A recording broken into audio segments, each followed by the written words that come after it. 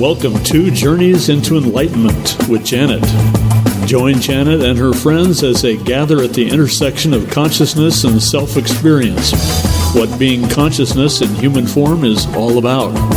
Access heart-centered awareness with them and feel the difference in the moment that will last a lifetime. Hello and welcome to Journeys into Enlightenment with Janet. I'm Janet Barrett. It is my absolute delight to invite you to join me here with my guest each episode.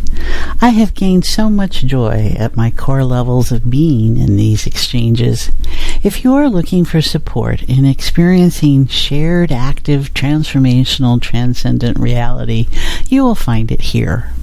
Our dances with our inner worlds are so often surrounded in judgment and dogma and conditions.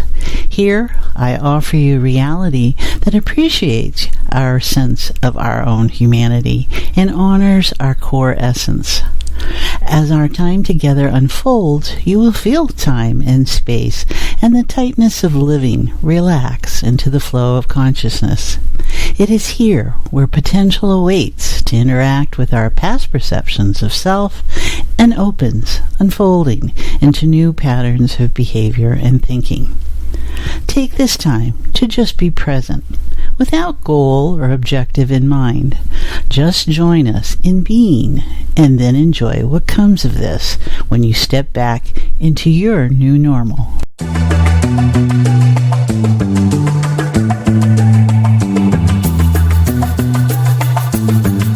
Today's episode is all about new opportunities in our post-viral business culture with John J. Murphy.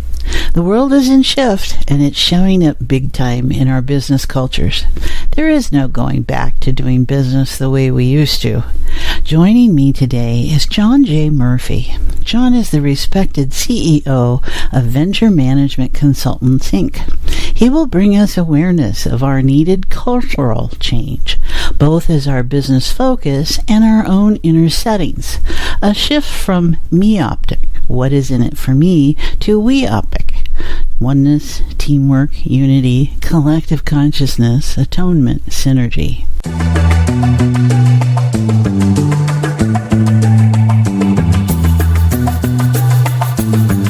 Our language this time is of our business cultures. Business is a person's regular occupation, profession, or trade. Often we might think in terms of livelihood, which means the securing the necessities of life. There is nothing here that speaks to our business as our passion. Culture is a field of energy that influences the way people think and feel. It is essential that CEOs and leaders cultivate a healthy field, like a gardener. What are the ethics and boundaries to not be crossed in any one company, in any one person? Leaders and followers are dynamics within each of us. A good leader knows how to encourage the best in those around him and how to follow, and is not less than for following. He knows how to unite with others to foster a common good. How do we lead ourselves and others is our question. MVP. Mission, vision, principles. The three qualities that are at the heart of any business. Mission is the why. Vision is what that business looks like as compelling, exciting, and motivating. Principles are our constants, what we hold on to that don't change, our consistency of purpose. Hallelujah. Hallelujah.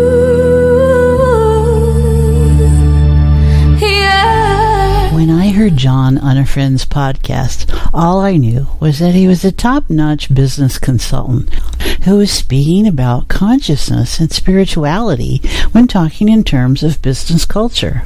I wanted to know more.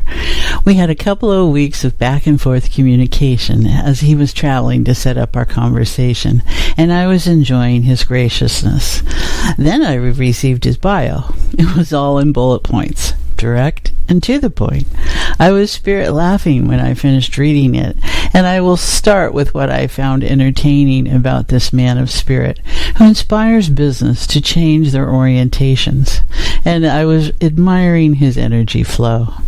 John is a graduate of the University of Notre Dame, BBA Finance, and the University of Michigan's Human Resource Executive Program. While at Notre Dame, he was on the football field playing quarterback. His business career includes over 30 years as the founder and CEO of Venture Management Consultants, Inc., a firm specializing in creating lean, high-performance work environments. He comes by his appreciation of spirit and leadership qualities naturally. It is who he is. I'm not going to hit all his bullet points here in details. I would suggest you view his website, www.johnjmurphy.org. Let's just say he is a business owner, consultant, speaker, author, educator, and a Lean Six Sigma black belt. Lean Six Sigma is a method that relies on collaborative team effort to improve performance by systematically removing waste and reducing variation. We'll have to see about that. I have that courtesy of Wikipedia. As a critically acclaimed authority on peak performance, transformational leadership, and healthy mind-body spirit, John has appeared on over 400 radio and television stations, and his work has been featured in over 50 newspapers nationwide. His consulting clients have included a range of cultures in some of the world's leading organizations, including ADP, Allied Signal, which is Honeywell, BMW, Chase, the CIA, GE, GM, GSK, Hilton, Lockheed Martin, Merck, the Michigan State Senate, Perrigo, Prudential, Raytheon, Spectrum Health, Target Stores, Teva, and the U.S. Navy. To share his knowledge with the rest of us, John is the author of over 20 books and dozens of articles. His books include Miracle-Minded Manager, Zen Entrepreneur, Half Full, The How of Wow, Pulling Together, Agent of Change, Habits Die Hard, Stepping Up, Reinvent Yourself, Leading with Passion, Sage Leadership, and the 2010 Editor's Choice of the All Books Review Best Inspirational Book of the Year, Beyond Doubt, 4 Steps to Inner Peace. He's a very busy guy. He now lives in Palm Beach, Florida, and we are very fortunate that he's going to share with us the business of being a spiritual being who focuses on being in business and how that translates into us being the best that we can be. Hello, John. Thank you for joining me today. Oh, hello, Janet. I'm so glad to be here.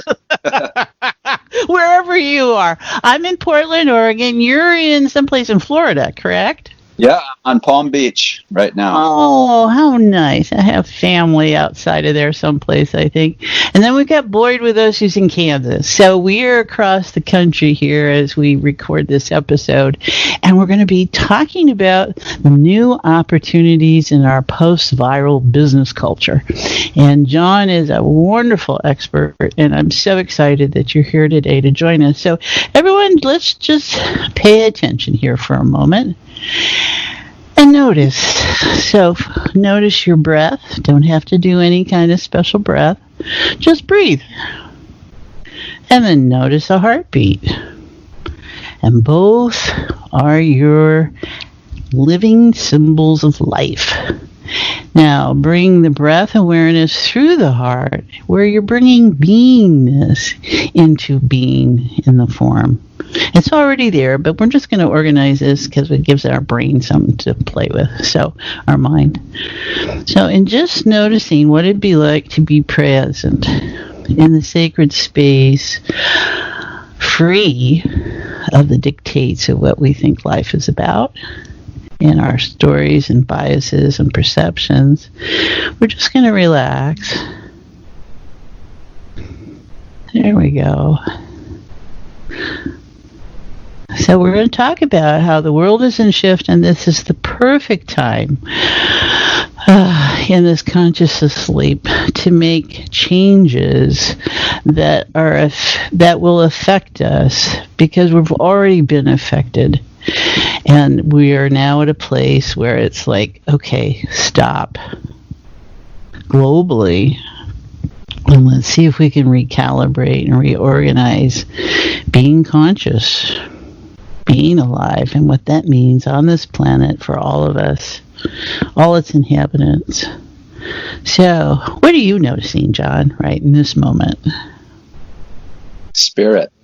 And being in spirit. I, as a business leader and business consultant, I teach a lot of inspirational work, and of course, inspirational is about being in spirit, in flow. Yes. Yeah. And that's all from inside, too. You know what I mean? Motivation will motivate and inspire us to do things, but that has to come from within. We take something in and we utilize it, right, and express it. Sure. The way I see it and feel it is that motivation is typically something external that we are going after. The carrot or the stick, something that we're running from, like fear. Sometimes people use fear as a motivator, but in spirit is not something external. It's getting in touch with who you really are, and allowing. It's more about allowing flow. I like to call it flow or spirit flow, allowing a higher power to use your body as a tool to accomplish something, to move someone, to pull people together, things like that. So when I like to say, get out of our own way. Yes, exactly. And we let go of that small s self, the ego self, the fear-based dualistic approach to things, and we allow that capital S self, that higher self, to flow. That's when we experience miraculous things. That's when we see the beauty and the grace in the world, even when the world is struggling, like right now with this pandemic. We see oceans healing, we see the waterways healing, we see the air healing, we see people awakening to a new realization. So there's so much positive going on right now, but we don't see it if we're tuned into all the negativity and all the grievances and the grief and the new sick and who's dying and that type of thing. Right. And when we don't know what the future would be, when we know what we have a sense of loss of, right? So we're kind of unstable in that. And I think what we're going to focus on today, everyone, and with John, who brings such a wonderful appreciation for all of us about how to be in alignment with that inspirational place, that in spirit, and how it expresses outside in our business parameters, which are just an extension of who we are always. Don't you think, John? I mean, every business reflects who created the business and what they're doing with it. Well, it does for a while, but then other factors take over. So you start to see culture change because for example, if it's a public company, it starts focusing more on, well, we've got to make our quarterly numbers. But when you look at a business when it's originally founded, I'd take Walt Disney or Sam Walton, who started Walmart. These are great leaders who had a personal, inspired mission. I love Walt Disney's mission statement. He had a personal mission statement, which was to use my imagination to bring happiness to millions. When you stop and think about that mission statement, and this applies to all of us, our mission in life is to share a gift that we've been given, a spiritual gift, a sacred gift. So in Walt Disney's case, it was imagination and creativity. And he was using that gift to help other people experience joy, to feel happy. And think about the power in that statement and what he was able to do by pulling people together.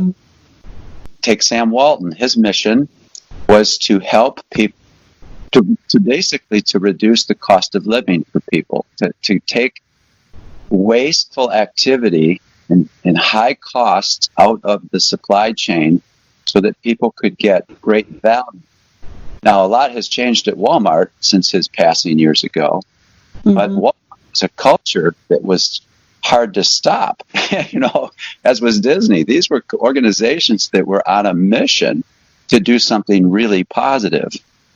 Okay, so what you're bringing up is we have all different kinds of businesses, the mom and pop, and then we have the corporations. But behind all of them are people that had a purpose in doing what they were doing. It could have been survival, it could have been whatever. But when you express beyond yourself, then you're immediately involved with others, right? And so it can become about service. It can become about a lot of different things. And what you're talking about with these two men in particular, how this applies to each of us, is that they were no different than us. They were just clearly lining up and getting into the flow of what was possible within their stories and what their experience of life was going to be. And you introduce us to the word of culture, the business culture. Is there more than one business culture, or how do you see that as a framework? Well, there's a wide variety of culture. Well, and that culture is a reflection of the senior leadership team, in many cases the founder. And culture is like a personality. It's a field of energy, the way I describe it. And when you feel it, it's like gravity. You don't really feel gravity, but you do when you jump off a, right.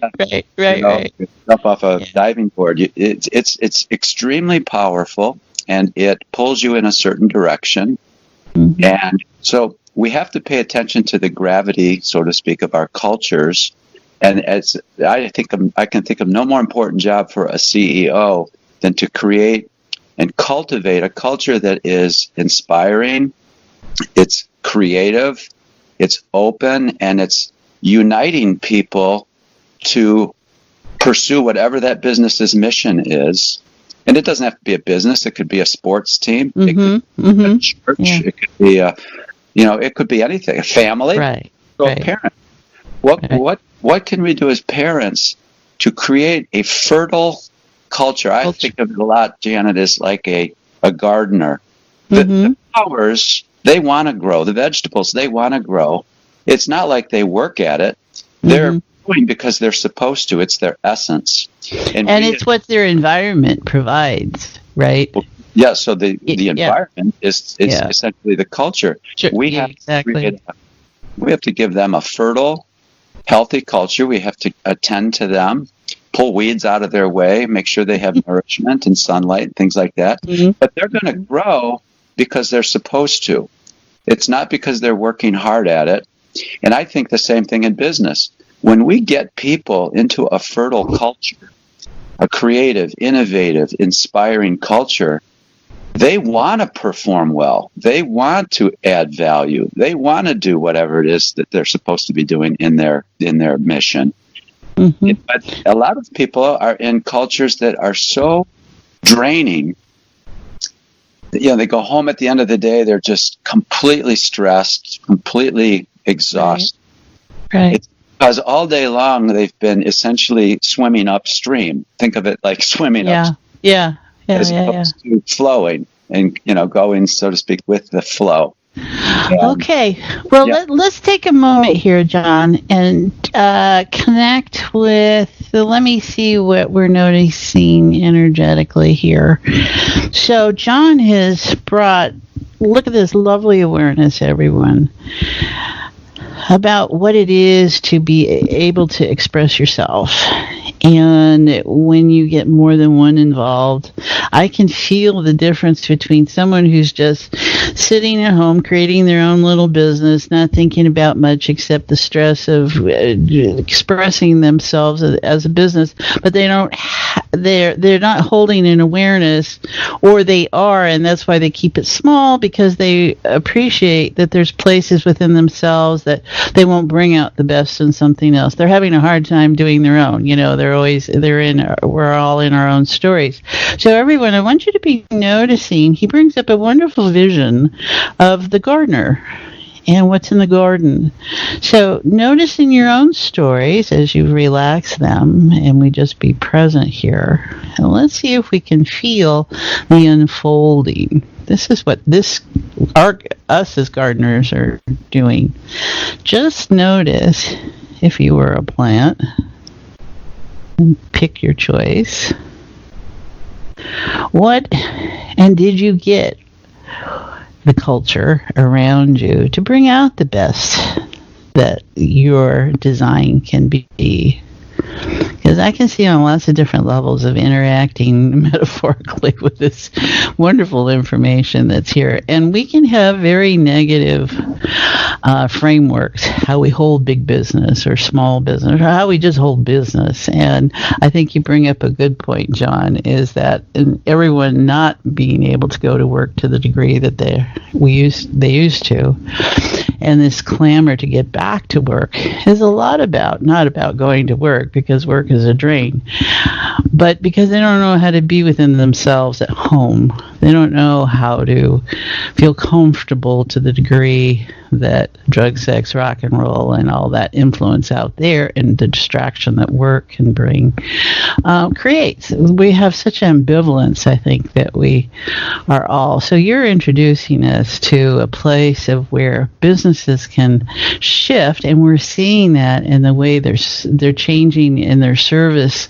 the company, because they want to be helpful and to the common good. And so companies are gearing up and changing their production lines, and what comes out of that also feeds down to the people that are working out of the home now, and realizing that the business can change and adapt to be supportive of not only itself, its employees, its customers, but all are in this bucket together. So just relax, people.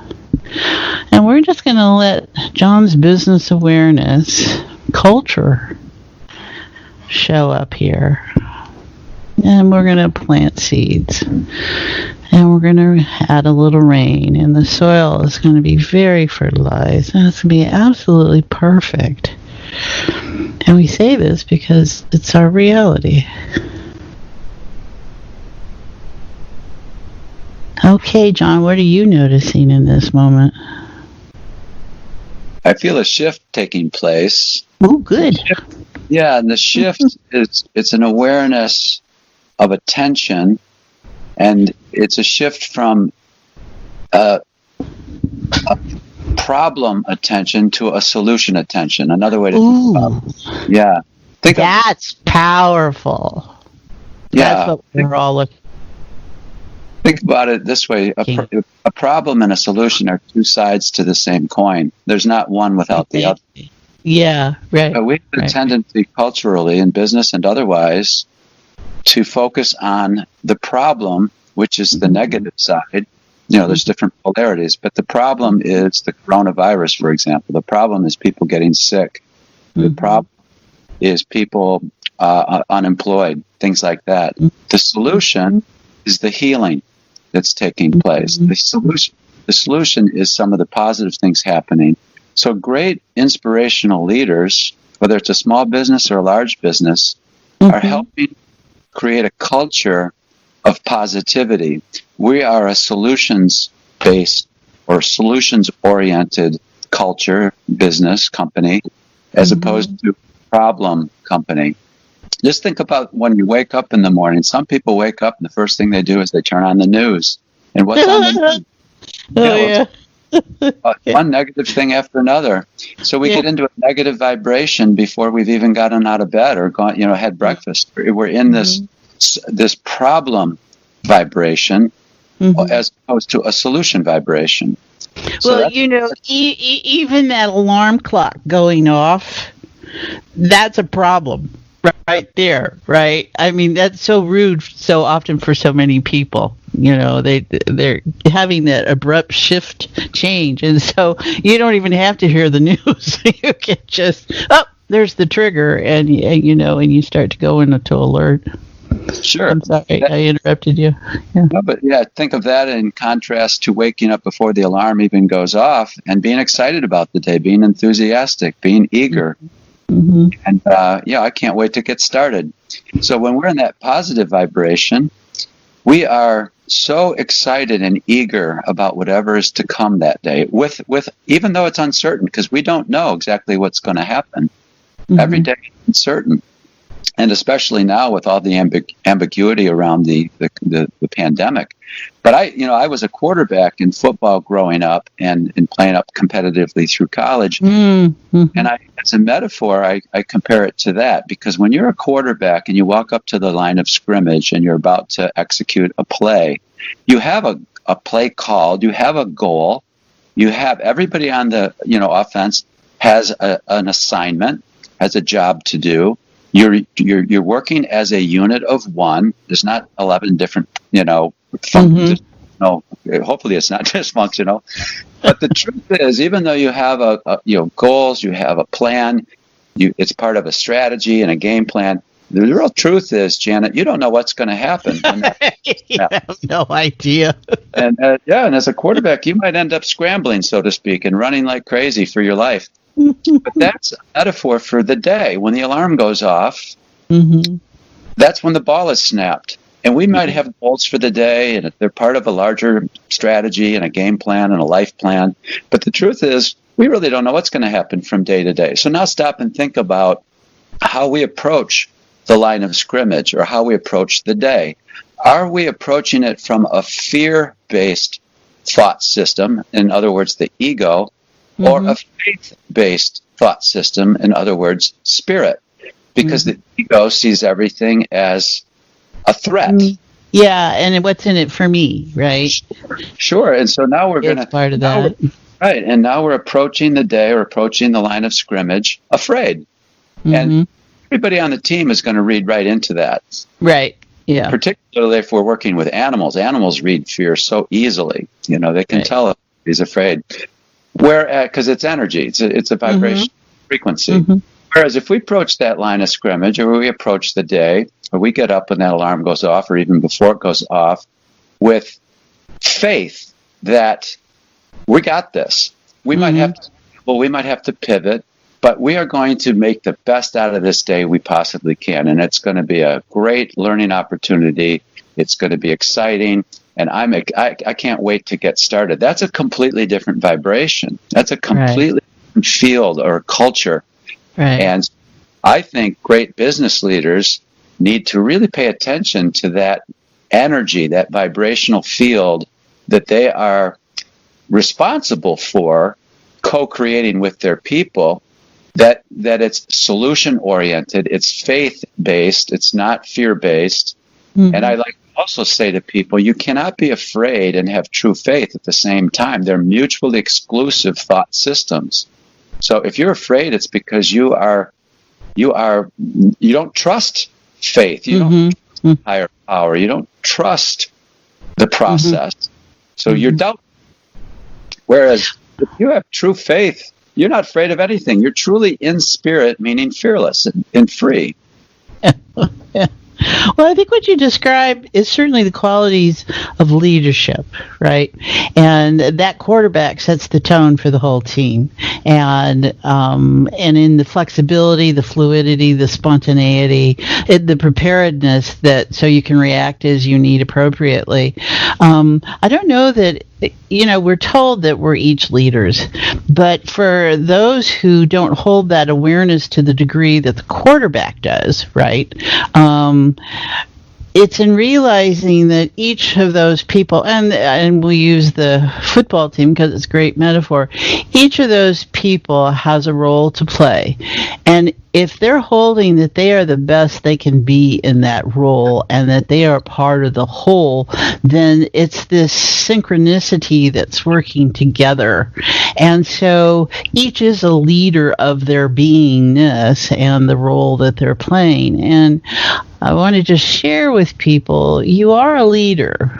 Now, what kind of leader you are and how you hold awareness is totally unique to you. So in just noticing right in this moment what it's like to recognize that flower as a leader, let's call it that. We can bring all those metaphors into play. And what it'd be like, how you feel you're doing in your leadership. Because I think people, if you don't hold yourself in these certain regards, then you're just perpetrating whatever it is you do hold yourself as. So if you see yourself as inept or not talented or in desperate situation or something, then that's permeating the field around you, and everyone you're interacting with, they are picking that up. So, you're right. Let's see. Something feels kind of, I don't know if it's agitated or there we go. I think that can be unsettling to recognize yourself as leadership quality.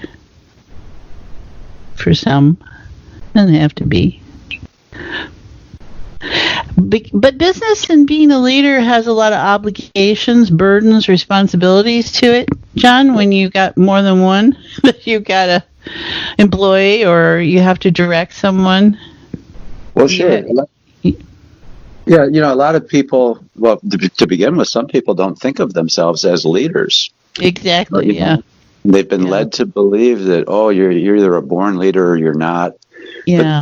But we're all, here's the paradox. We are all leaders and we are all followers, and great leaders are great followers. Right. It's like, well, wait a second, that doesn't make any sense, because it's a paradox. But the paradox is great leaders are following something. It's a higher calling, it's a higher purpose, it's intuitive perhaps, it's a mission. They are a disciple, and they're highly disciplined as a disciple of something bigger than they are. And so they are uniting people to manifest a reality, of a product or a service or whatever the business might be. They're following a vision. They're following an ideal. They're following a gift-giving process. I'm here to give away what I have received, and in giving I receive more. So there's your flow. That, again, is paradoxical, because the ego thinks, well, if I give something away, then I don't have it anymore. But in truth, by giving away love, we have more love flowing through us. By giving away forgiveness, we are more forgiven. By giving away joy, we feel more joyful. So what really matters, and this is how we know what really matters is that when we give it away, we have more of it. Right. And so it's true abundance. And so great leaders trust the process, they have faith in that process, and they transcend the ego thought system, the ego mindset, which says, wait a sec, you can't forgive that person, they were wrong. You can't love that person, they're evil. You can't give something away and still have it. You can't have your cake and eat it too. Spirit says, yes, you can. All the time. Yeah. You can see the bakery. Boy, those cakes are just coming out fast and furious, and they're like rotting. Okay. Yeah. Okay, so something that keeps coming back. So I'm going to mention it here. I think one thing that I've noticed in this time of viral influence is that rededication to being productive. And one thing in the business culture is in all these companies that are gearing up differently, there is a sense of worth that's showing up, a sense of value, that what they're doing is going beyond the dollars way of tracking, but that energy reciprocation coming back and being able to be helpful. Because I've got to be honest, my awareness of business is that a lot of it is like, why do you bother? There's no sense of worth. There's no sense of mission or purpose or dedication that we're enriching life, on a level that gives a person value back. They just go to work and clock in and do something, and they clock out, and then they go drink, or then they go beat somebody up, or they do something, because there isn't any nourishment that they're taking back. So it seems to me that one thing about a business is that it has to give not only to its customers, but it's a family. It's fostering an environment that's enriching. It is that culture that's nourishing. What do you think about that? Exactly, and it's the difference between a job and a mission. A job. Mm-hmm. Okay. Same thing in the company. We make widgets. That's our job. Uh-huh. But why do you make widgets? What value do they add to the planet, to the world at large?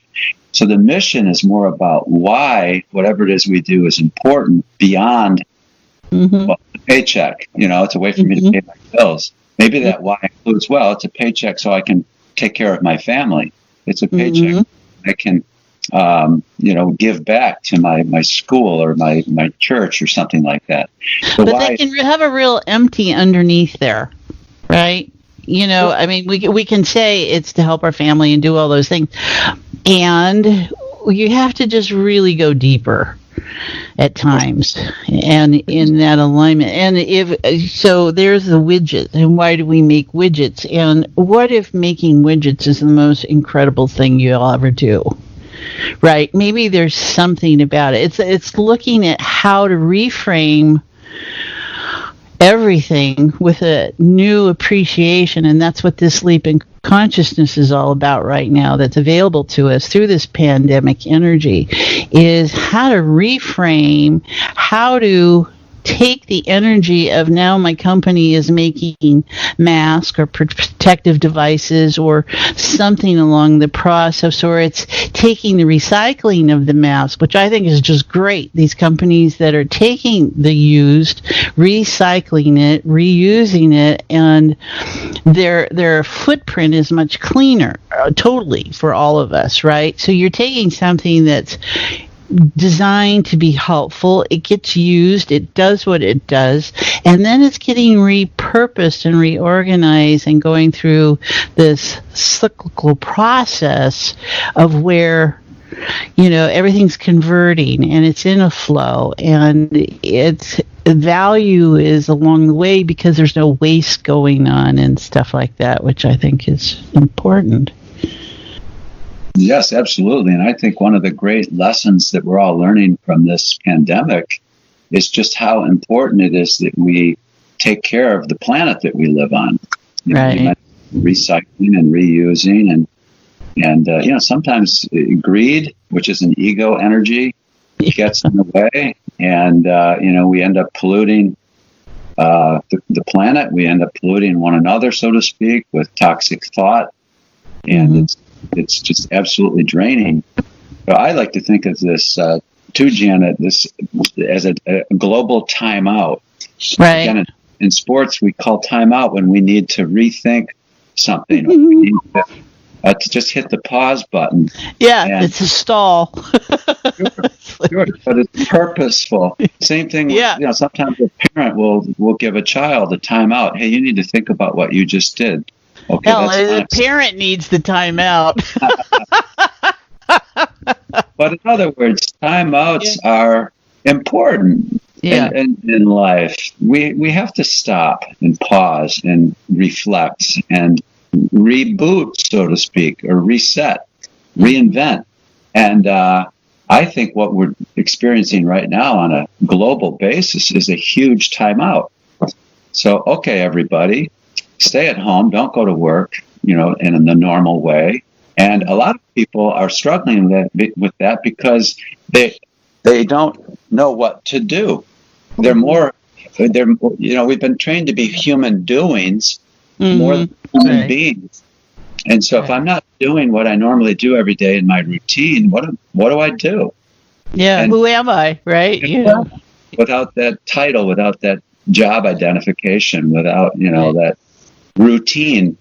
Mm-hmm. But that's often when we awaken. We awaken when we go through a form of suffering or pain of some sort, typically. So what can we learn from this isolation, which is painful for a lot of people, this global timeout, the idea that, wow, we can't even hug each other. We can't go to one another's bedside if they're ill, or funeral if they happen to pass. Wow, what a shocking change, and so sudden. So it's at times like this that we can really open our minds, open our hearts, and allow Spirit to guide us and teach us and awaken us to there's a positive reason for this. I happen to believe, Jan, everything happens for a reason, and the reason is positive. Think about that for a minute. If everything actually happens for a reason, and the reason is positive, so no matter what happens, it could be so negative, so to speak, or painful. But if you believe there's something positive happening, even though it hurts, and you condition yourself to look for that positive, that's a shift in mindset right there. I'm shifting from the problem side of the coin to the solution side. So I'm going to find something positive in this pandemic. I'm going to find something positive with this illness or this loss. I'm going to find something positive with this change in my routine, my job, my structure, my identity. So when we seek, seek and ye shall find. When we seek positive, we're going to find it. We always do. But if we're conditioned to seek, negative, complaints, and I often suggest this to people, just try going one day without grievances, without grief, without complaining, without any. One day. It's number one, it's very challenging because we don't even realize we're complaining half the time. But try it. When you go one day without that negative energy, that negative resistance to flow, that's when you start to really realize, wow, I've got a lot of baggage. I've got a lot of negativity in my subconscious mind, in my programming, so to speak. And it plays out throughout the day. I do complain about this or that. I am annoyed by this person or that person. I don't like this. I don't like that. And, when we're in that mode, we're in a resistant mode. And when we're in a resistant mode, we're shutting down flow. So, well, you're totally into separation, right? Exactly. And I love what you're saying because it so mirrors my own inner thoughts, and I'm comfortable sharing them. So people, just notice, John's brought up some great considerations here. So, and let me see if I can backtrack just a little bit. Which one's caught? Okay, let's consider that what has happened is the fruition of all of us thinking we're going to hell in a handbasket. And the only way to stop this is if I could stop the world.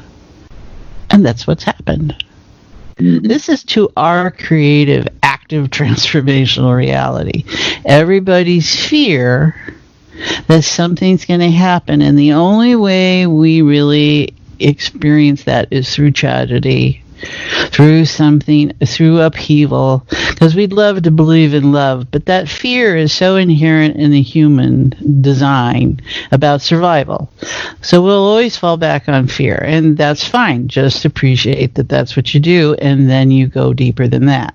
So in noticing how is this useful this time, this experience, look at all the systems, business, personal, and this is the key, is in the personal, the things that we've all been holding that we haven't been able to acknowledge or wasn't clear enough, but in times of tragedy and halt, there you are. You come face to face with what you have been thinking, the self-talk, and all the things that we bury and think that we're not important or big enough to make a change about. And that's out there. It's not in here. And who I am doesn't really matter. That's a lie. And this is what we've created. So this is an incredible opportunity for all of us.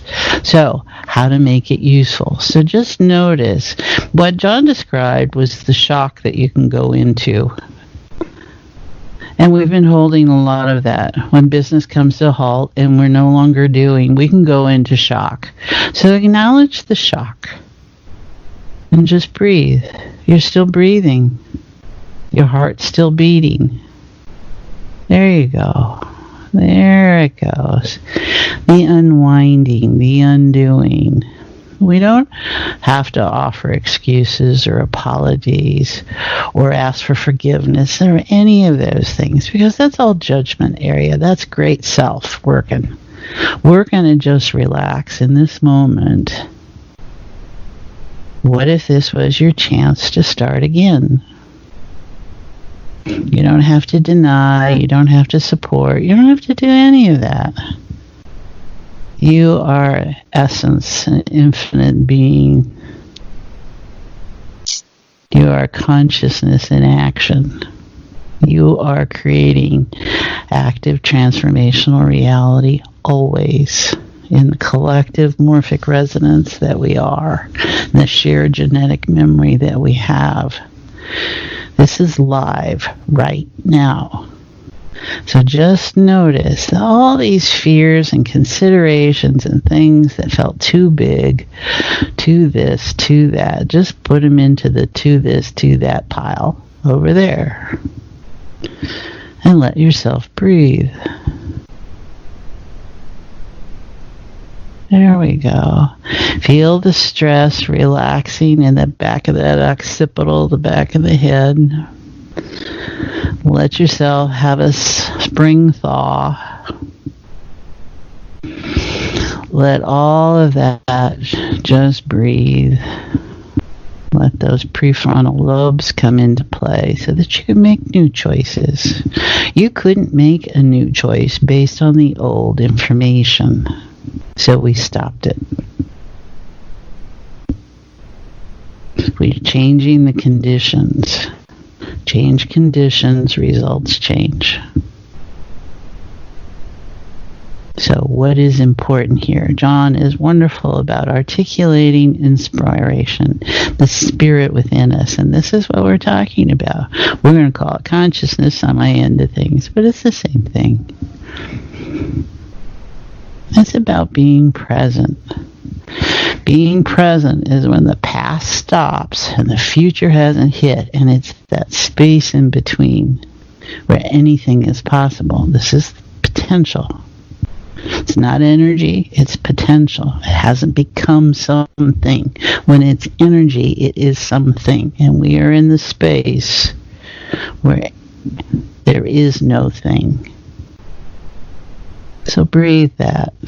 Feel your heartbeat. Feel life. And now let's bring in a little bit more awareness to that. It's all vibrational. It's all a bandwidth. You have different layers and flavors and dynamics going on. So start to modify. What would you like to choose to be feeling right in this moment? And bring it more into awareness. Let the tone get louder. It's interesting because it's coming in on a musical note here, John. So we'll just bring that in. Oh, there we go. I can hear that hallelujah chorus, John. Very good. So everyone, just be noticing your resonance, your inner resonance. Feel that heartbeat, that breath of beingness. And being here, being on this planet is the most incredible experience any of us will ever know. Because it's all of that in here where you can feel it.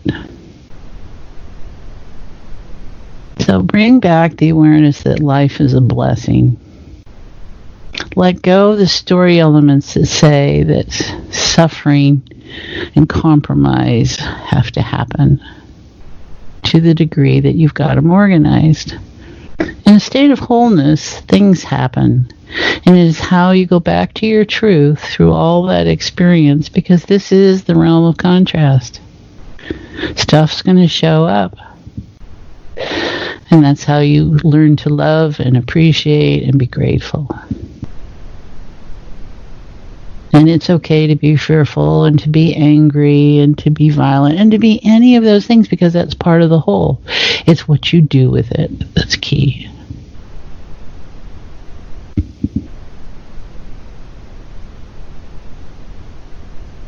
That feels interesting, John.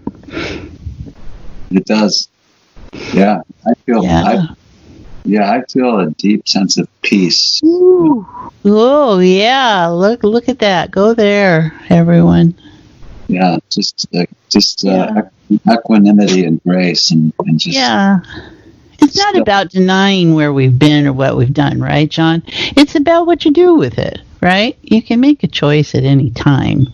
You know, you don't have to feel bad about what we've done. It's also about forgiveness. I mean, true forgiveness. Yeah, letting go. Right. Yeah. And when we forgive, again, this is a classic, the more we give, the more we receive. When we give forgiveness to those people who challenged us or annoyed us or hurt us in some way, when we give forgiveness, we feel forgiveness. We feel forgiven. We feel stillness and peace and grace.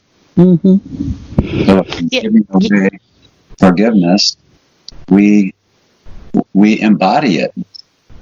You're reminding me one thing that I hold in awareness is that when we put our hand out, we call it giving when we direct the energy outward. When we direct the energy inward, it's receiving. And that the two are happening always at the same time. We're not one or the other. But there's always receiving in the giving, and there's always giving in the receiving. And that's all flow back to the heart, because the hands are expression of the heart and the chest, because the heart's the first thing that develops in the body, organ in the body. And our shoulders and arms and everything come out of that heart, that physical heart space in the embryo. So it's a natural extension. So whatever you're directing your energy through your heart of being is coming back twofold. It's just how you label the direction that you have a sense of. And that's the trick. So there's always the giving and the receiving. So if we open ourselves up to that, it's not that I have to do something, because there's the doing. There's the being. The being is that it's already present. And I'm just shifting my awareness to what part of the circuit I'm using, I guess. Yes, and in business we use the word alignment a lot. We have to align. So think about like a symphony orchestra.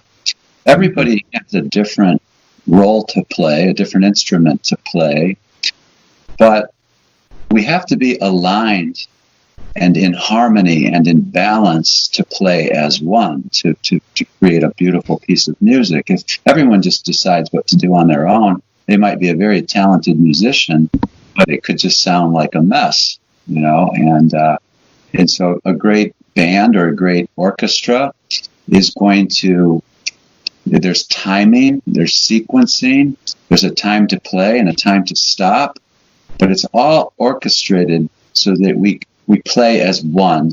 Great business leaders do this. Great parents do this with the family. Every child's different. We all have our talents, our skills, our biases, whatever. But what do we share in common that we can align around?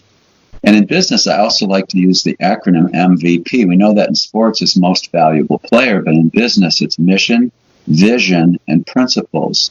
So the way that plays out, mission is our big why. It's why do we exist as a business? What's our purpose? What purpose do we serve? What's our calling? If you're an entrepreneur, what's my calling? What's my intuition telling me that I am meant to do, and meant to give, meant to be? So that's the mission. The vision is what that mission looks like at some point in the future. It's a picture in the mind of a future state. And that vision, if it's compelling and exciting, it's going to draw everyone together and as one, and it's going to be extremely motivating and inspiring.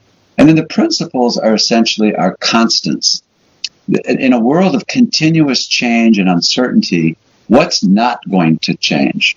What can we hold on to? So think about, we're drifting out at sea and we're getting blown this way and blown that way. Well, what do we have to hold on to that isn't going to change? What are our constancies of purpose? And so the principles are our truths. You used the word truth earlier. Our boundaries, our guidelines. So we're going to pursue this mission and this vision, but not at any cost. We have some, boundaries, some guidelines. Mm-hmm. And when we have our M and our V and our P clear as a team or an organization, and we all are aligned around that, that's what gives us the culture that we have. It manifests into a feeling, an energy. And now it's like the gravity that we talked about earlier. When you're in that gravity, you might not feel it, but if somebody comes in from the outside, especially if they're coming from a company with a very different culture, they're going to feel it right away. It's like, wow. It's, think about like an astronaut going to the moon. It's like, wow, the gravity here is very different than it is on Earth. If someone comes into a company, it's like, wow, it's really different here. But great leaders also use the MVP and the principles, Janet, to choose people to be employed in that culture or not be. Are they a good fit? Do they share our vision, our values, our principles, or not? Because if they don't, not a good fit. They belong somewhere else. I like to think of that like a weed in a garden. It's a weed, might flower, it might even look beautiful, but I don't want that weed in my garden. It's a wildflower, so it belongs somewhere else. So a good gardener is going to pull the weeds, so to speak, and remove obstacles and constraints and barriers to the desired culture. Because it's, a person could come into an organization, very toxic person could come in, so to speak, and spread a negativity, a toxic grieving approach to things. And I know as a business leader, I don't want that in my culture. I don't want toxic thinking. I don't want negativity. It doesn't align with my principles and my desired state. So I'm not going to allow it. That's where vigilance comes in. Great business leaders are vigilant about their mission, their vision, and their principles. They're not negotiable. Everything else might be negotiable, but not our MVP. Okay, John, you're bringing up a real interesting premise, because business is always going to be a reflection of us. So I always start with us in the interior space. And so everyone, if we can do this, John, we'll see how this works, because this is coming to mind to offer people. Everyone, so just take a moment here, and we're going to just bring some focus to this and some in the sacred space that we've got open here. And the you think you are is over there, and we'll just give that a relax over there, a reminder. Let's see if we each have a mission. So just notice what it would be like to unfold to your mission. And John described that. What is mission again, John? It's your calling. Give us that clear. It's your calling. Okay. Why are you here? Okay. All right, everyone. So let's notice, why are you here? Let yourself ask that question. And let yourself come into your knowing. Why are you here?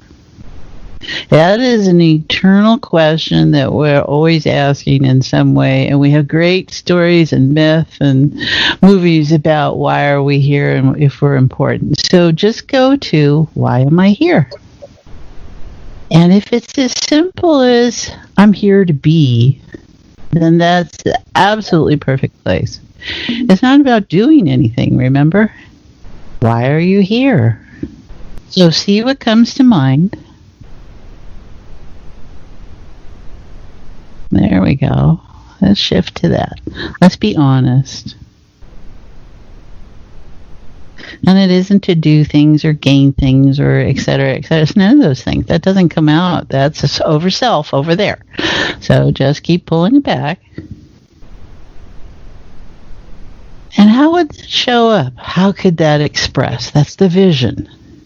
So allow yourself to have your vision. And it could be just plain rain puddles, which might not translate into anything, but it does. So allow yourself to go to that space. And what do you notice about your mission and your vision? If it's just to be happy, if it's to do good works, and remember, watch the doing. It's about being good works. You have to be that within yourself. We got a lot of background noise, so that's indicative of the background. Let it be background. So we have our mission, we have a vision, and this is all active, everyone. So you may have it nailed down right in this moment, and it may not be. It may be experiencing and finding its way to share through to you. So, and then we have principles. What are your guidelines? What are your rule sets? How are you choosing to experience the mission and the vision? The framework. And let this be your moment to change and transform and transcend your life if you'd like it to do that. In the business of being each of us. What are you noticing, John? It feels to me, Janet, like clarity is coming. Okay. To your listeners and to anybody who is looking for some guidance, some direction in their life. That it feels to me like, and these questions are designed for that a lot of times people don't really think about why they're on this planet. What the reason for being here is. We just kind of mindlessly go through our life and seeking pain, seeking pleasure, trying to avoid pain. And not really realizing that we're here for a reason, and a very important reason, no matter what, level of income we're at, or, what race we come from, or, faith we believe in. We're here for a very important reason. I happen to believe that reason, and my intuition tells me this, is that the reason we're here is to give. It's to offer something. It's not about me. It's about we. So I think about those questions. Why am I here? What's my mission? I'm led to teaching. I'm here to teach. I'm here to share information and experience with people to help them live a better life. So I'm actually on my mission with you right now. This is why I'm here. To share insights and experiences with other people to help them live a more exciting, prosperous, loving, kind life. And when I think about that, and the vision then is to share these insights and experiences with millions of people around the world, and different countries, different languages. I've worked with people from over 50 countries now, and share these experiences and insights so that people all over the world can say, wow, that's really helped me.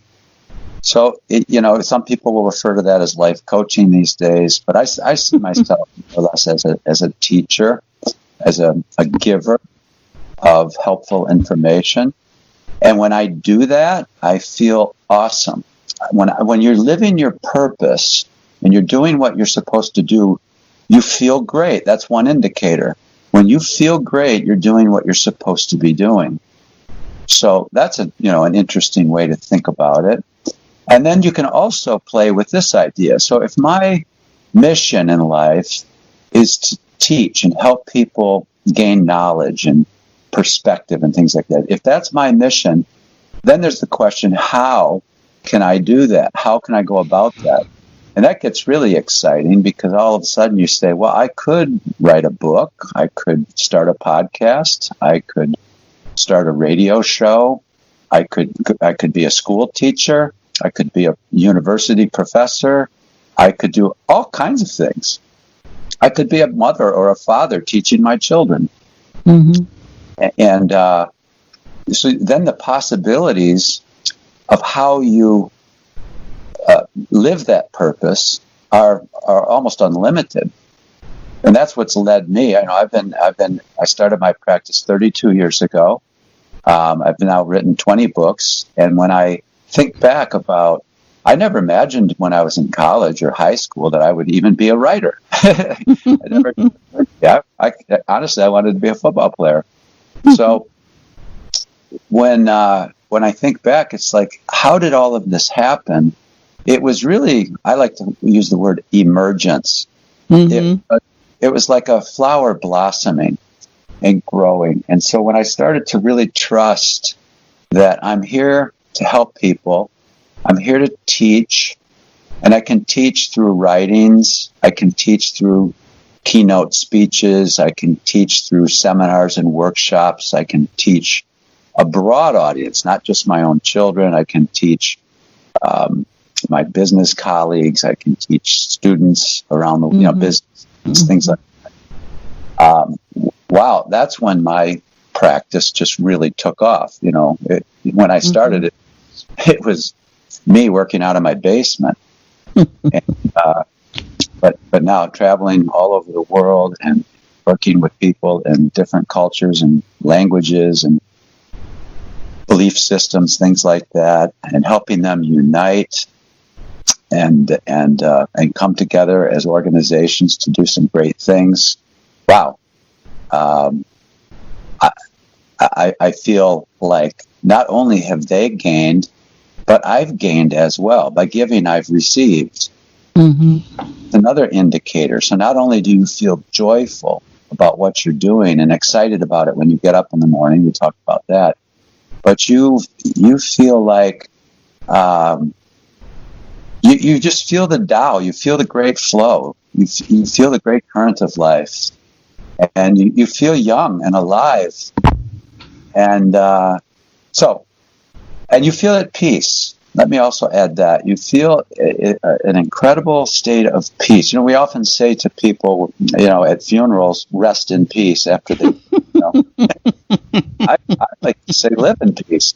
Why would you be dead? John, that's a great place to end this. We're all going to live in peace. I think that's it, guys. I want to thank you so much. We've covered a lot of territory here, and you're bringing us into the business is an expression, a continuance of oneself, and how you hold oneself. If you hold oneself in oneness and teamwork and unity, collective consciousness, atonement, those in synergy, when you embody those, whatever you're expressing out there is going to reflect that. And you're asking us to stop a moment in this time, look and see how that is doing, as opposed to what's in it for me approach that business can have, and how to embrace being alive. Because I will have to say, I think my mission is about experiencing the wonder of being in human form, and what does that look like. And so I want to thank you so much. You've brought a lovely awareness for us all, and you said you had over 200 free videos on your YouTube channel where people can take bits of knowledge that you've got and put it together for themselves. Is that correct? That's correct, right. So, people can access me through my website, which also leads then to my YouTube channel, and all kinds of videos on a variety of different things to live a healthier, happier, more prosperous life. We can do it, can't we? Of course we can, yes. Yeah, see, and it's for everyone. It doesn't matter where you are in the spectrum of the form of being human. You can enjoy life more than you think you are, and the way you got it set up. So, okay. Thank you, John. Oh, Can you come back another time? Is there more that we could talk about at another time, you think? Oh, there's always more, yes. We're always good for more than one conversation, aren't we? Yes, we're surrounded by abundance. And by abundance, yes. Yeah. All right. Thank you, John, so very, very much. All right. Thank you, Janet. I appreciate it. Hallelujah. Hallelujah.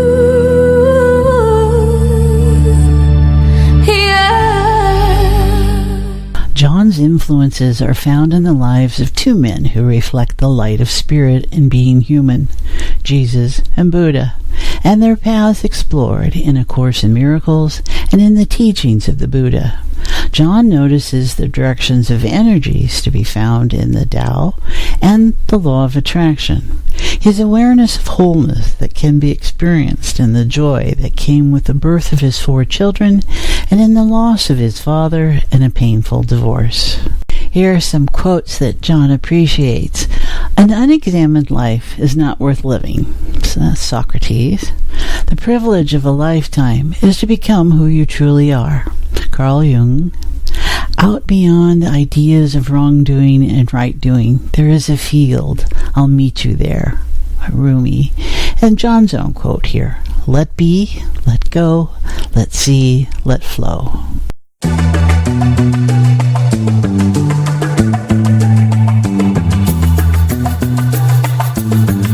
Due to the length of my conversation with John, we will allow Interlude and Internet Retreat to take a break this episode. He'll be back, I'm sure, on the next one.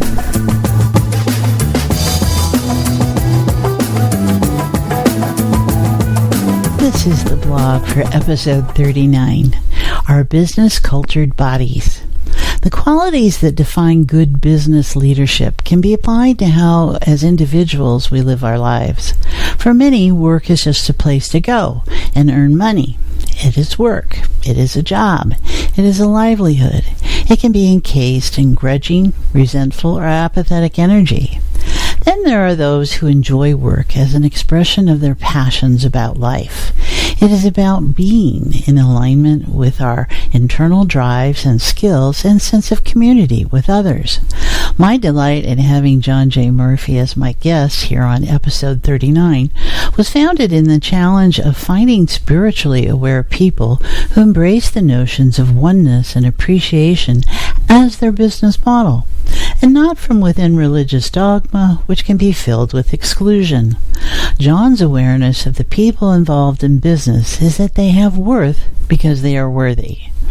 We can take those qualities that he finds in a successful business culture as elements applying to our own businesses and what we find in being in form. He identifies the qualities every good leader resonates with, and most importantly, how to work with others and being able to follow along towards a common good.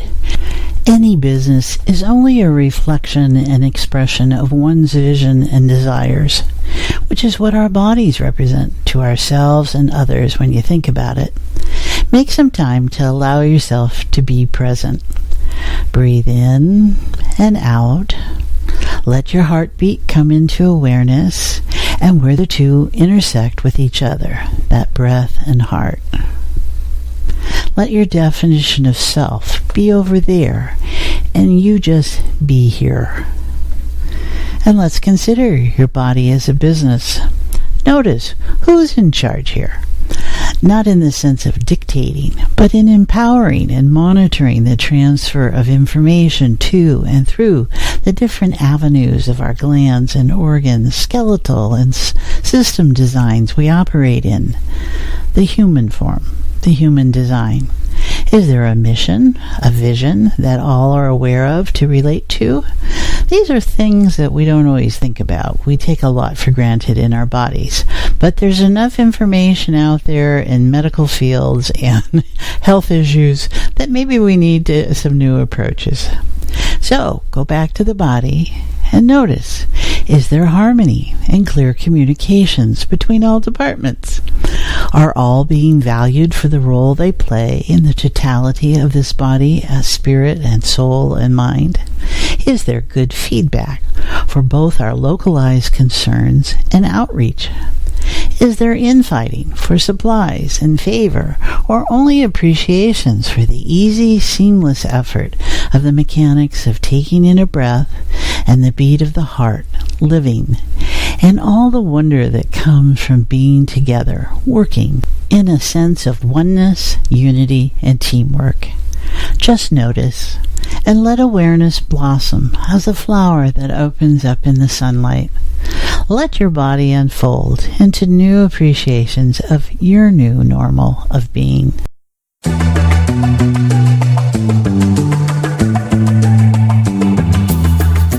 You can reach John at www.johnjmurphy.org, which has links to his YouTube, Facebook, Twitter, and LinkedIn pages.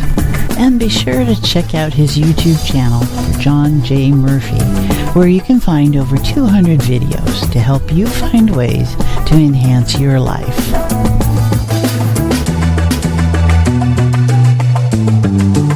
I want to be sure to mention that Boyd, our very talented and patient sound engineer, is also the owner of Pure Energy RX. If you are feeling stressed, you might consider using some of the energetic formula supplements and products he sells, everything from energy medicines to essential oils. You will find them reasonably priced, and he offers lots of personal service and information. You can reach Boyd at pureenergyrx@gmail.com and at pureenergyrx on Facebook and Twitter. Be sure to at least sign up to receive his wonderful newsletter. It is always full of interesting information about the latest on the cutting edges of science, medicine, and consciousness.